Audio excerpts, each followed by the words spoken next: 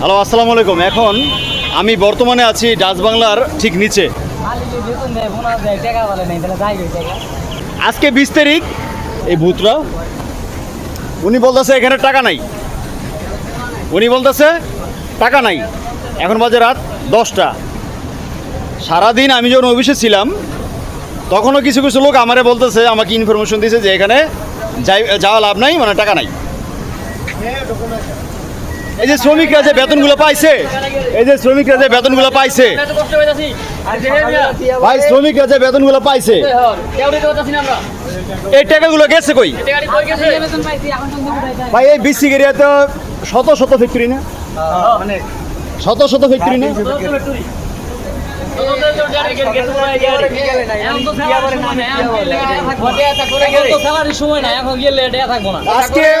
আজকে মাত্র কয় তারিখ?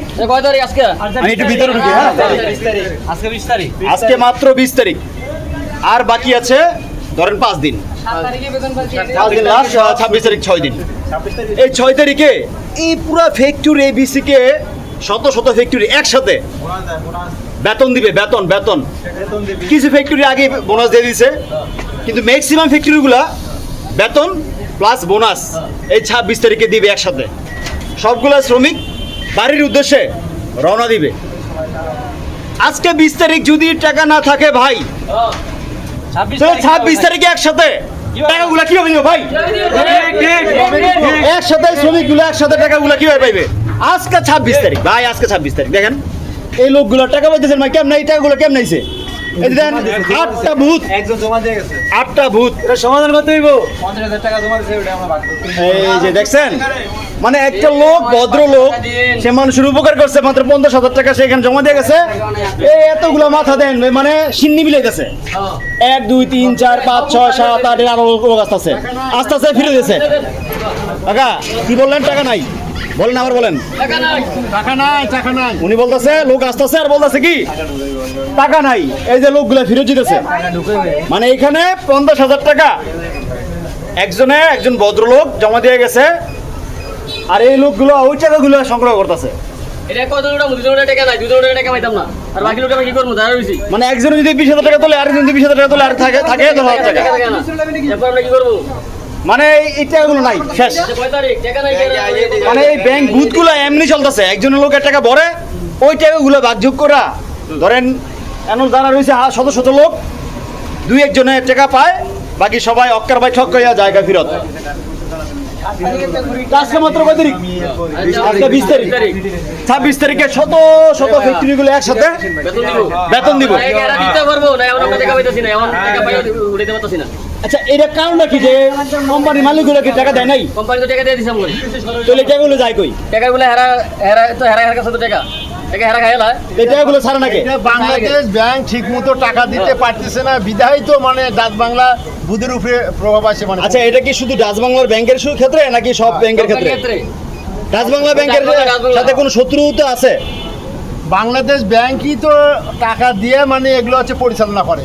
ওকে, এটা কি শুধু ডাচ বাংলার ক্ষেত্রে এরকম নাকি অন্যান্য ব্যাংকগুলো তো সুন্দর মতো দিয়ে দিয়েছে? ওকে, ওই বিশাল টাকা উঠে দিয়েছে, আগে আমরা উঠে দিতেছি না, আমরা উঠে দিতেছি না। তো কারণটা কি? এটা কি কারণটা কি যে এই যে শ্রমিকগুলো যে বেতন পেতে সারাটা মাস কষ্ট করে ভাই, দেখেন সারাটা মাস কষ্ট করে, আজকে এই বেতনের জন্য মানুষগুলি কি পরিমাণ পরিশ্রম করতেছে। এই যে গত 1 মাস যাবত, আজকে কত তারিখ? 20 তারিখ। 1 তারিখ মনে হয় সমস্যাটা শুরু হয়েছে, এখনো পর্যন্ত চলতেছে। মানুষগুলো ঠিক মতো বেতন পাইতেছে না, টাকা পয়সা পাইতেছে না, তাদের কাঙ্ক্ষিত টাকাগুলা। সারা মাস পরিশ্রম করছে। এই যে দেখেন মুখের দিকে তাকায় দেখেন, মাথা থেকে পা পর্যন্ত গাম জড়তেছে। একজন লোকে 50,000 টাকা দিয়ে গেছে, ওই টাকাগুলো নিতেছে।